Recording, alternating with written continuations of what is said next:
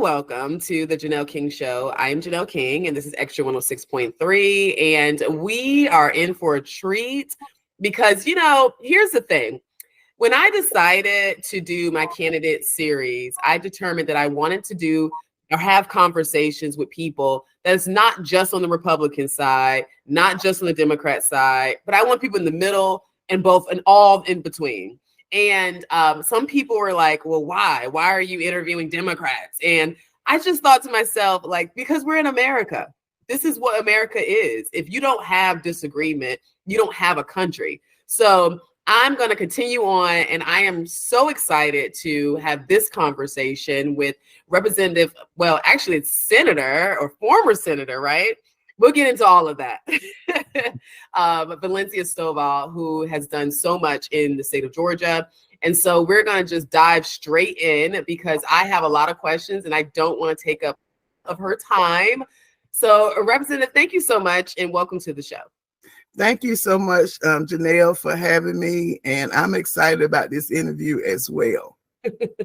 That's great. All right. So, tell us exactly where you are right now, because currently you're not in office, right? But you were, and you ran for U.S. Senate at one point, but now you're looking to go back to the Dome. Is that correct?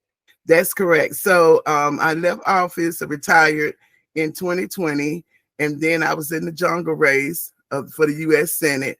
And then in 2022, I ran for U.S. Congress Congressional District 5.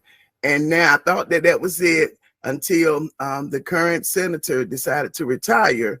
And then there was a huge request for me from the constituents that I formerly represented to run for Senate, for State Senate, District 34. Okay, so now you're back in it. Look, I was told that you shouldn't run unless you're asked. So if you're asked, then you got to jump in it. Yeah, definitely. So my first question is a question that I've always wondered about, having experience already in the Dome. That's what we call it for those who are not here in Georgia. But that's basically our capital, our state capital. It's where our House and our Senate sit. And so you having that experience, and as well as being someone who's involved in the community, my question is, how do you balance representing the interests of your constituents as well as addressing all the broader statewide issues that you have to vote on as well? It's not easy. I think, coming into it with having a heart for the people and knowing that was my purpose with being elected from the very beginning. And so with that, it helps me to be able to balance. And of course, having a strong family support and friend network that keep me grounded. So sometimes when I might thinking I need to be going a certain way, they said, no, they pull me back in. So, so that's what kept me grounded those 8 years. And even after that, deciding to take on a statewide race and then coming back again and running for Congress. And now you're running for Senate. So it took me a long time to decide whether I wanted to get back in the political arena because, politics is nasty. And they can kind of cut below the guts a lot.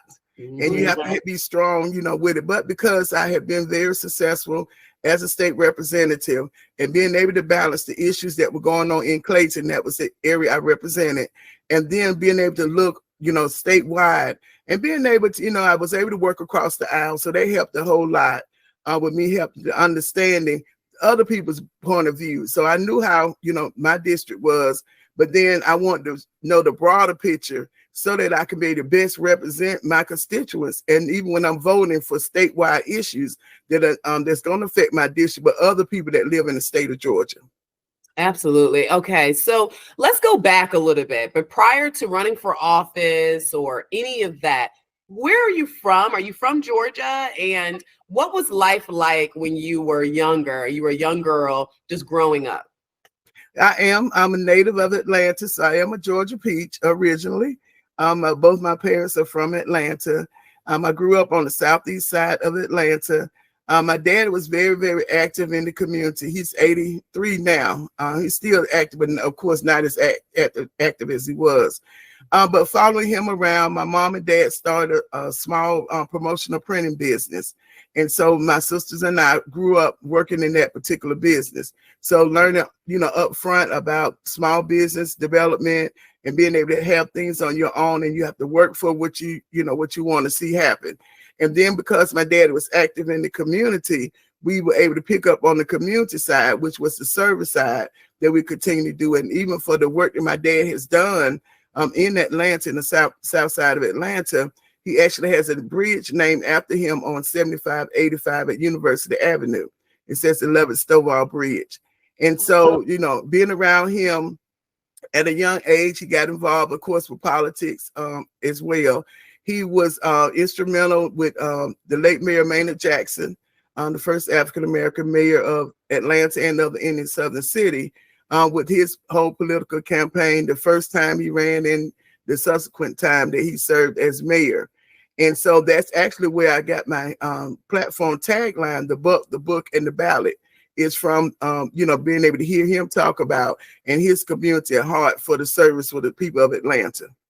Would you say that that's where you develop your political leanings? I know that you're running as a Democrat now. You were a Democrat in the Dome as well, and but you did run as an independent at one point. However, Democrat is typically where you stand. Was that developed as a child, or how did you get there?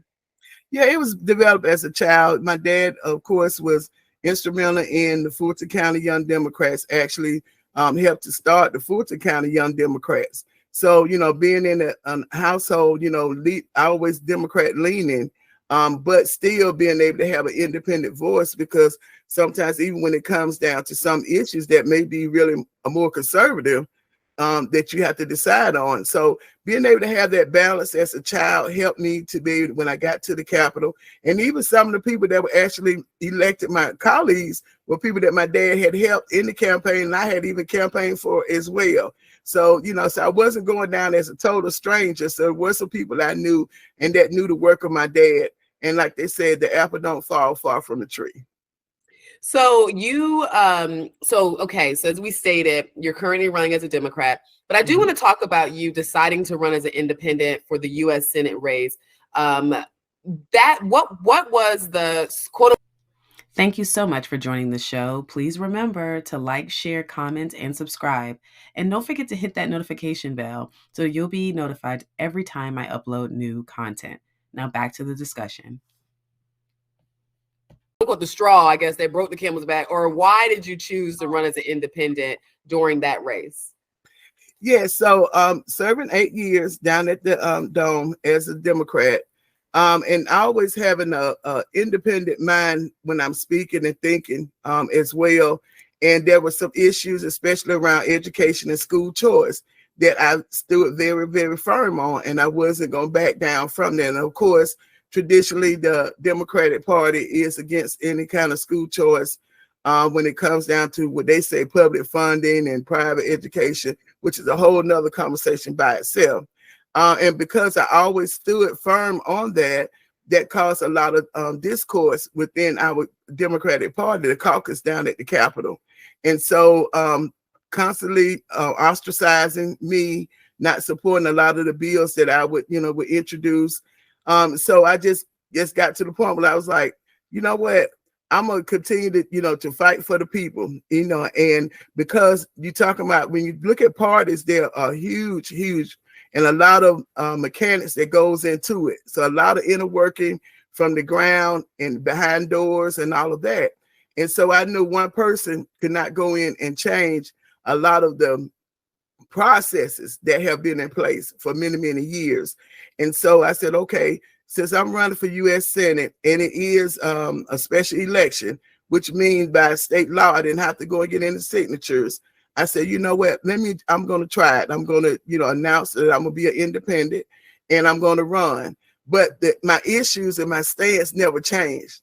And that's the whole thing. And even when I decided to run as a Democrat for Congressional District 5, my issues never changed. My stance never changed. And so to me, it's just a title, independent, Democrat, Republican, but what's in your heart, and do you have the capacity to serve the people, which I have a proven track record that I serve my constituents. And so to me, being an independent, it didn't matter because I was still able to work across the aisle without compromising my beliefs. You know, it's funny because I truly believe that both parties, all parties, whether you're libertarian, any party, is very territorial. And I think that that can be a detriment to a high degree. I went to a breakfast recently with the DeKalb County GOP, and there were individuals running for office that are Democrats that was at that meeting, as well as Republicans. And I felt like we had a very substantive conversation because both positions was represented. And I absolutely believe that it's impossible to think that you're going to have any party is going to run everything. It's never going to be all Republican or all Democrat. So you have to focus in on electing people that are aligned with whatever it is that you need as a constituent. And that's where I think we need to get to in order to really fix this country. Yes, I agree. And it's unfortunate that you have those that are in the party, like you said, that are so territorial that they can't look beyond that. They have the moat in their eyes, but they can't look beyond. Let's just agree, find an issue that we agree on, which is what I did as a Democrat down at the state capitol. I had Republican seatmates and we would talk all the time. And I wanted to know, well, why did you vote like that? And they would take the time to explain this. And well, Valencia, why did you vote like that?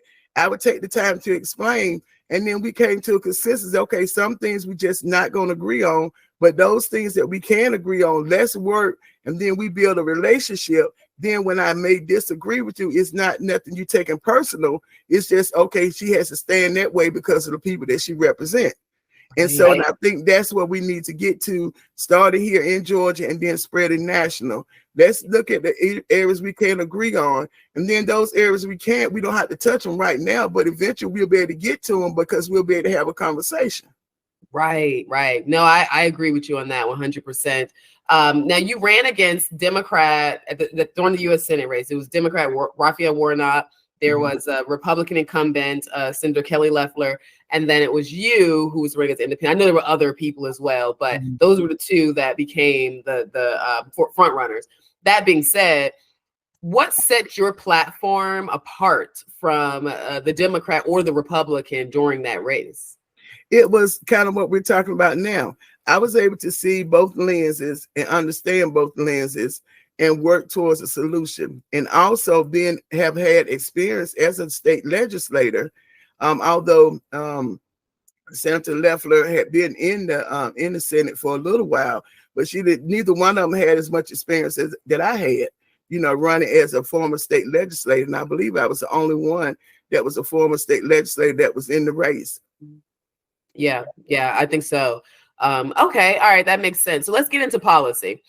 So when you were in the Senate previously, you supported You supported House Bill 426, which was the hate crime bill. And my question around that is, would you agree that hate is something that derives from the heart? So if you were to determine a crime that's considered a hate crime, how do you provide evidence, or and let's say there isn't any, you know, like the swastikas or anything like that being left behind. Let's say it's something that we're kind of predicting that this is a hate crime. How do you determine that under this bill? And why did you feel it necessary to support this bill? Yeah, so you're right. Hate is determined, you know, from the heart. That is something that who knows what has happened in somebody's past or something that happened currently that just triggers them to not or dislike a person either because of their skin color or because of their sexual orientation or whatever that case may be, that becomes so egregious. And I think being able to look at, and you probably won't, in some cases, won't be able to prove everything, but I think those cases, and this is the way I look at the bills.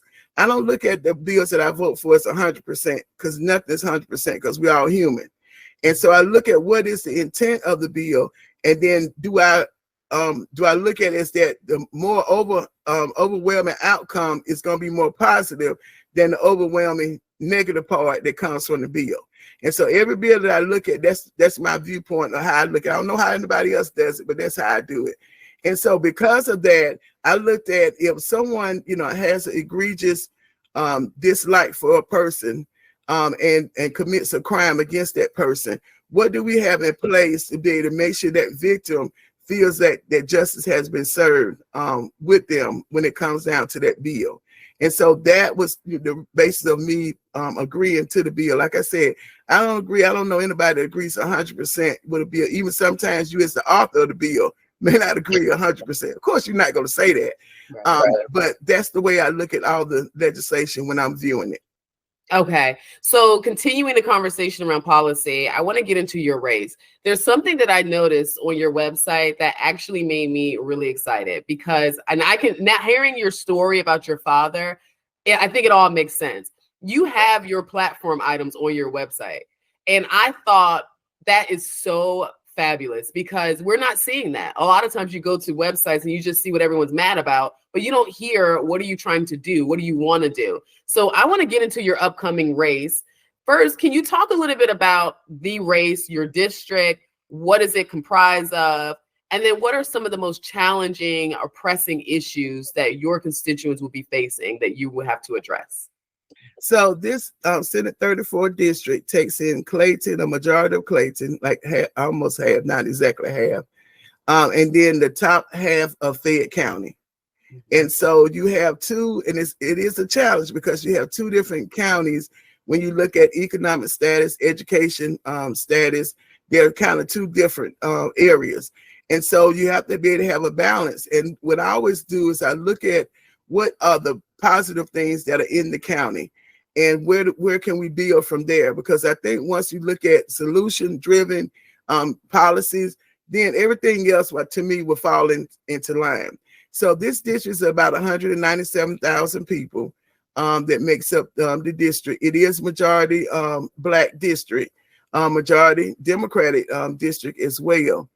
And because of that, especially when you're looking at Clayton County, of being a tier 1 county, you look at, okay, what are the opportunities there with being a tier 1, even though tier 1 is looked at as a negative connotation, but what are some things that we could put in place to be able to help move our county up, because it shouldn't be that being as a metro county and the other surrounding counties are not tier 1. Even I think Spalding County is not even a tier 1 county. And so the way I be looking at it is small businesses, which is part of the book, economic rejuvenation. So how do we make sure that we are sustaining our small business and providing opportunities for new business owners that want to be able to come and open up in both Clayton and in Fayette? And by looking at government accountability, that's one of my huge focuses going to be this legislative session, is that how do we make sure that the departments that we have, whether it's on the local level, state, and even talking with our federal counterparts, how do we make sure those departments are working to the best efficiency for the people that they're going to serve? So we had a small business development center that's located on all of our 4-year college campuses. So how do we make sure, like even in Clayton, and know that Clayton State also services Fayette County, how do we make sure they're maximizing and really those small business owners know and utilize those services? We know that 60% of our small businesses make up the employers in our communities. And so when we're able to sustain them, then we're able to move that economic needle up.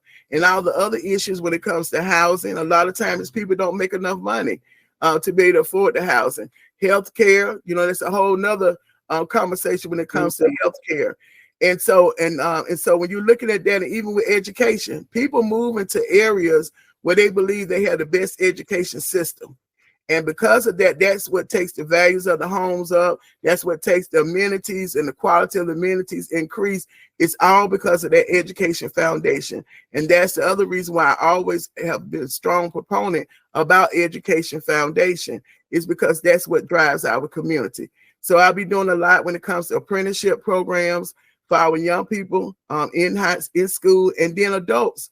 As far as utilizing our technical college, which is Atlanta Technical College, that service that area, in Southern Crescent, I think the service down in Fayette. So how, like I said, going back, how do we utilize what we already have? We don't have to create reinvent the wheel, How do we use what we have to make it better, better service our communities? And then that way, those businesses that are looking for workforce, we have them right there in Clayton and Fayette. They don't have to look outside of there, but they may not even know, just like some of the our citizens don't know, or residents don't know what the opportunities are. That's interesting. So let's talk about education, because so you have 10 items of focus on your agenda. That's according to your website, which like I said, I appreciate. It was very refreshing to see that. But one of the items was transforming the education system. Now, I know we mentioned school choice, but where exactly do you stand on school choice? I am 100% for school choice. And the reason I am 100% for school choice, because when I was raising my 2 children, we lived in the area where the actual school that they was at home school was not the best school for them, as far as academic wise and providing a type of support that was needed. So as a PTA parent, very involved, like my dad was with us, trying to do what we can to make sure we're supporting the schools. So I'm not against our traditional public schools. I'm not against non-traditional. I just believe that parents should have that right to decide at whatever level their child is at, to decide what's the best educational setting for them. And it may be a mixture. They could end up going into the traditional school. They could go non-traditional like magnet or charter. And then they might decide, hey, my child is matured at a point where they now want to go private. They should have that option to do that. I don't think the government should be able to decide and make people go according to zip code. You must go to this school, because children develop in all types of ways. And when we provide them the best opportunity, what matters to me is that when that child ages out of our school system, they're able to become a productive citizen of our society and being able to give back to society because they've gotten that foundation. What amazes me, Janelle, is that there's so much focus on K through 12 when it comes to public funding to private schools. Nobody ever discusses about pre-K, which is public money going to some of the private pre-K companies. Also, when you look at the GI Bill, you look at the federal Pell Grant, you look at Hope Scholarship, all of that is public money that can be allocated on the post-secondary level to colleges and universities that are private. Our state budget, they just allocated money to go towards Morehouse College. That's public money for them, for building up their the medical center that they have over there in the facilities and services. I don't have a problem with that. My problem is when the discussion comes that is only focused on K through 12. So either we're against private money going to public, and that's on all levels from 0 to post-secondary, or we say let the parents be able to decide where that money goes. Because when you look at it in K through 12, you have parents whose children do not attend our traditional schools. They're in private or they're homeschooled. They still are paying taxes. So now you're saying that you're deciding how their taxes are supposed to go, and they're paying out of pocket for their own child's education, but their tax money is being allocated about 60% when it comes down to local taxes is going towards their traditional school. So why not look at what the accountability should be in that school and how they're delivering education to the students that are attending those particular schools? That's a great point. And it got me thinking, because I don't think I've ever thought about the fact that we have choice when it comes to pre-K and below. We have choice when it comes to college, but we don't have choice when it comes to, K through 12, which is the most formidable years in development that actually determines what you can do going forward. So that's a really good point. Why do you think it's such a hard discussion on the Democrat side? Well, a lot of times when you've been structured to believe and think one way the whole time, and if you're not open to a conversation to say, hey, maybe our thoughts on that, really should change. So they're going to stick with it. Same thing, even with the Republicans on some issues, they're going to stick with it. And so that's why when I said being able to work across the aisle, and one thing is that everything starts with a conversation. Being able to ask me, hey, Representative Stovall at that time, why do you feel so strong about school choice? That never was a conversation that was had with my Democratic colleagues. Only a very few, but not in totality, to ask me why in the area where I represented that was not of high income, why do you feel like that? It's because I've seen where the children, I believe, could have done a whole lot better had their parents been able to make that decision. And even if we gave accountability to the education system of where they are going to school, we talk about wasteful spending and everything else. When are we going to look at where's that spending at in our traditional schools? We say fully fund education. Okay, when Governor Deal was there, we came up, I served on the Education Reform Commission, and we came up with a formula. Why is that formula still sitting dormant? Why are we not activating on that formula? Then we don't have to have a conversation about public and private funding, because it's all about the child. To me, everything is about the child and making sure they have a foundation that they need. That's a great point. That's a great segue too into my next question, which is also associated with your policy positions and your platform. You've mentioned student-centered funding. I think you kind of may have answered this, but I want to kind of make this a question, a standalone question. What exactly is student-centered funding in your definition, and how do you plan to implement it? So student-centered funding, in my definition, is where the funding is centered on the child. So whatever the needs are on that child. So like I said, on the Education Reform Commission, if anybody want to go back, it was the recommendation was completed in 2015. And so on there, it gave a base amount, and then according to the needs of that child, an additional funding was layered on top of it. So if you had a child that was gifted, they got additional funding. If you had a child that was special needs and lived in a low income area, they got additional money for special needs, additional money for living in an impoverished area. So that's what I say that is centered, because now you know that child is getting what he or she needs from the funding. And so it's going to take a lot of people changing, and that's usually the hardest thing in education, because we've been doing it like this. But then you keep hearing fully fund the QBE. That is an old formula. So much stuff has changed in our society when it comes to, and even now after COVID, we really need to make sure that we're doing student-centered funding, because there's such a huge learning loss. And how do you make up for that? The school districts don't have the whole capacity. That's why they got to reach out and bring community in to help look at that child, whole entirety of that child, the holistic way. But they can't do it just being themselves, but being an island by themselves. They have to reach out.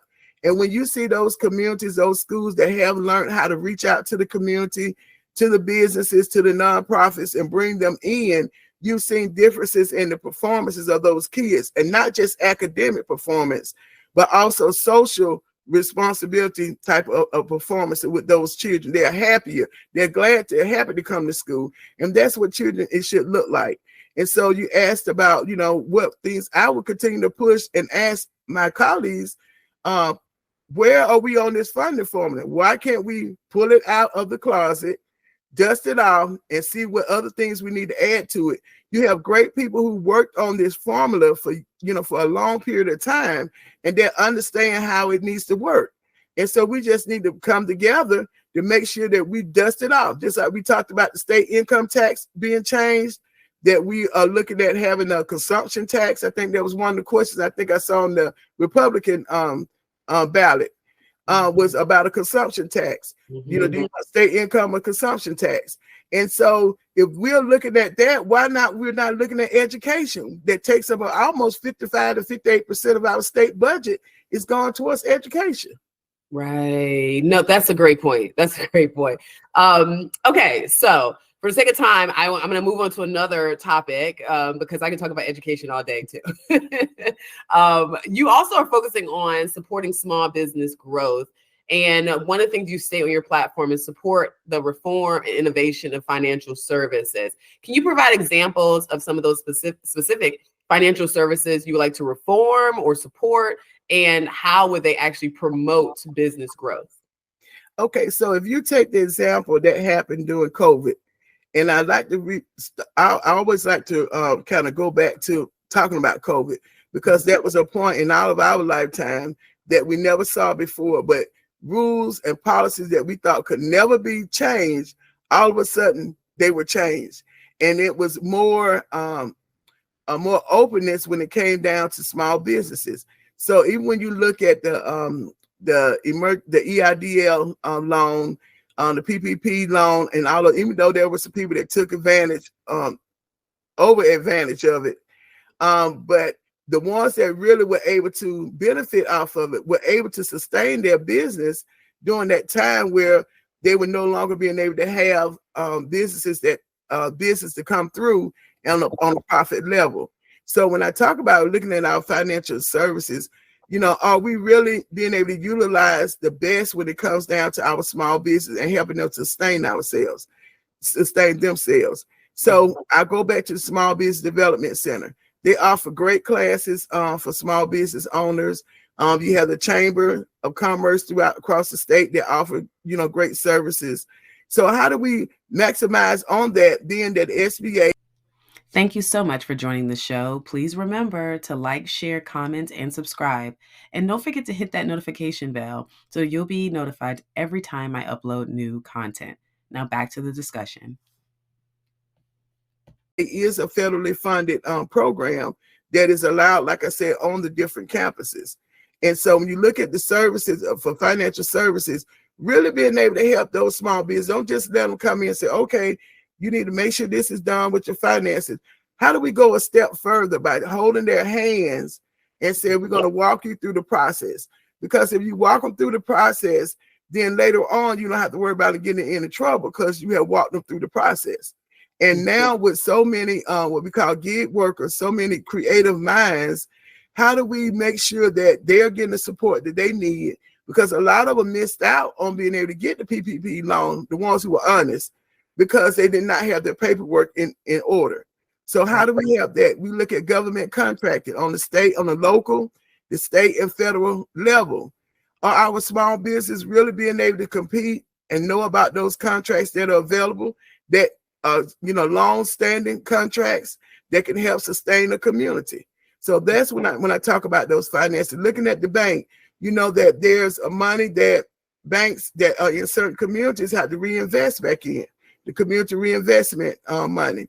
So are our small business really being able to maximize on those in those communities where those banks have depositors? And a lot of times it does not happen like that. And so that's when I talk about financial services. How do we look at what is already there and making sure that those who are interested and who qualify, and even if they don't qualify, how do we get them put them on the road to be able to qualify, to be able to take advantage of these opportunities? That's a great point. And I kind of have like a real world example of why bringing these agencies and what they do to the community works. Because of years and years and years ago, when our now governor was Secretary of State, I brought him to East Point, and I promoted it as like, if you were wanting to start a small business, if you are, interested in business at all, come and meet the Secretary of State. The number of people who didn't understand that the Secretary of State's office has resources to help you to grow your business, not just help you start the business. The amount of people who didn't understand that blew me away. And then I found out years later that one of the guys that came to that event actually emailed the now governor, then Secretary of State, and he responded. And he gave him some information and pointed him in the right direction. So there is a benefit to bringing these organizations to your district and to your community, for sure. Now, for the sake of time, I want to get into one other issue that you have, or I say agenda item that you have on your platform, and that's voting and reparations. Your bullet points state that you would like to support universal voting education for youth and adults, to include the roles of elected officials, support collaboration of leaders and community to develop and implement measures to redress, repair, and restitution for the descendants of the chattel slavery in Georgia, increase citizen engagement in multi-agency planning and implementation.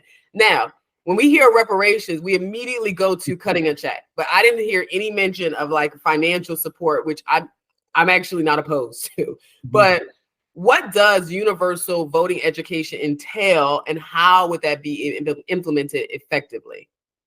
So, of course, anytime you hear the word reparations, there's always a red flag that goes up to those who are not sure or those that are against it. And so with me putting that into my platform is that kind of going back to what I talked about earlier, what we've been talking about is that small business development and growth. Yeah. And there are, even though it's not, stating there about cutting a check, but eventually it will be a check, because when you look at the totality of reparations that should happen in the state, and it starts with a conversation. And I think this, like I said earlier, is sitting down and what does that look like? I don't know what it looks like, but if we have intelligent people that are in this state that can decide what does that look like for the state of Georgia, because each state is different. And so when you talk about universal, when it voting, it's all about empowerment and education of our voters, of our citizens. And so when we're looking at that reparation, a commission needs to be formed. And on that commission, it needs to be varied people on that commission that can be able to bring the information that we need. And that commission needs to have some teeth to it. We don't want to just meet. We're tired of meeting. I go to meetings all the time. I'm about solutions. So how do we bring about the solutions that are going to be good for us here in Georgia? And the more that we continue to close our eyes or turn our head, it's not going anywhere. And so until we address it, the redress on it, then we can be able to move forward. And I know there are a lot of people that don't understand. They think, oh, blacks are all right. You all now, you had, were you able to apply for a job, and because of your color, we had to, to look at you moving ahead. It's more than that. When you start looking at LBJ or Johnson during that time of housing, redlining, all of that falls into dealing with education, because there were certain schools put on certain areas and they didn't receive the resources they needed. And that's kind of when I introduced legislation about zip code, eliminating zip code requirements when it comes to education. Because of all that housing, certain blacks could not move in certain areas when it came to housing. Certain banks would not give loans to black businesses because they were black businesses. These are facts. These are not things that I made up. They're in the history books. So how do we not repeat history by going back and resolving those things that have been left up in the air? And eventually it's going to drop down, and it's dropping down now. So why not go ahead and stay ahead of the curve? We're already behind, but why not let it get worse? Let's sit down, talk about what that reparations committee, and if you want to change the name, I don't have a problem with changing the name, as long as the end outcome is what's needed for those who are descendants of chattel slavery. Then that's what I'm for. So when it comes to reparations, there are things that I agree with, there's things I don't agree with. I personally think school choice is a form of reparations. It's allowing you now to not be forced to go somewhere simply because that's where you live or that's what they're saying. I believe that there are providing access to information, meaning bringing, as you talked about, bringing the small business agencies to the community so that they know these things are out there, to me, is a form of reparations. I think one of the biggest issues is that while there are things that has changed, there are policies that has come into play that now open up more opportunities. I don't think a lot of people in our community know it exists. I don't think they know how to get it. I don't think they know where to go or who to talk to. And if we are not providing that middle piece, then we cannot look for results on the back end. What do you think about that? Well, I think that I agree. There are people that don't know about it. And I don't focus on people who not going to come and do anything. I don't focus on that. That's time wasted to me. But those who want it and may not have known about it, yes, we are doing our community a disservice by not providing that information. But along with that, when they get there, they still have to have that help to get them to where they are. And I'll give you a very quick example. My family, Stovall Enterprises, back when the Georgia Dome was first built in 1991, we were the first black company to have a joint venture partnership with a major merchandising company at the Georgia Dome. And we handle all non-food. So if you came to the Dome from 91 to 2008, we were the ones running the concession stands for non-food. So jerseys, merchandising. That's what we did. But had not Mayor Jackson at that time put into place for contract compliance to allow for that minority participation, we would have never been able to have that opportunity, because we didn't have the money to be able to compete against that major merchandising company. But because the contract compliance was in place for any contracts in the city of Atlanta, even though it was at the state, it was a state-run facility, but it was within the city of Atlanta. So that gave us, a small Black business, an opportunity to be able to be on that top level when it comes to performance, and being able to deliver services that otherwise we would not have had the opportunity to have. So I think in those instances, you still, because they're still there, that barrier is still there. I don't care what nobody says. And so being able to have those companies the ability to hold their hand and make sure that that majority company is doing what they agreed to do in that contract that they signed as a joint partnership is essential. Because there were many times that major merchandise did not send us our portion of the money that we had worked for, being there. And so we had to have interference in somebody to come in and run the interference to say, hey, this is the contract you signed. You're not doing it, because we couldn't afford no lawyers. We were a small business. That merchandising company could pay off all the big lawyers and still come down on us hard because we couldn't afford to compete. So we had to use a political strength to make them do what they're supposed to do. That should not have been like that, but that's a reality. So that's why I said, yeah, once we get them there, we have to have accountability. We're holding their hand on both sides to make sure everybody's doing what they're supposed to be doing, to make sure at the end that it's a successful partnership. Mm-hmm. I think sometimes this subject of helping the Black community is always pushed onto the Democrat side as if Republicans never did it. And this is stuff that I think Republicans has perpetuated, not necessarily coming from the Democrats. But Ronald Reagan was known for bringing in a lot of Black leaders into departments and department heads to help to facilitate this type of to break down those barriers that you're speaking of. And I don't think we talk about that enough as we're on the Republican side. Right. So I do think there is a middle ground to this subject, but both sides have to kind of come up off of their corner stances and decide to meet in the middle. So I appreciate you taking the tough questions. Now, before I ask you to go into how people can follow you, find you, and support you, I like to throw in a little bit of very much so, very lighthearted, not serious questions. And they're would you rather questions. Now, they're supposed to have short answers where you just kind of give it without any explanation. So let's see if you can get through them. And they're very lighthearted. Okay, let's go. All right, let's go. All right. Number one, would you rather have a wardrobe full of designer shoes or designer handbags? Designer handbags, because I don't know how to wear. Well, you said without explanation. So, okay. I can't help it. My folks always tell me I have an explanation for almost everything. So I'm gonna do right this time. So I would say handbags. Okay. Would you rather have the ability to instantly style your hair perfectly every day or always have flawless makeup without effort? Style my hair instantly every day. Okay. Would you rather have unlimited campaign funding so you can face constant accusations? Would you rather have unlimited campaign funding? However, you will face constant accusations of being bought out by a special interest, because that's what they say, or rely solely on grassroots donations but struggle with limited resources? I would have unlimited funding for campaign. Okay. Last question. Would you rather have a smart home with automated everything but no privacy, or completely analog home with full privacy but everything was manually controlled?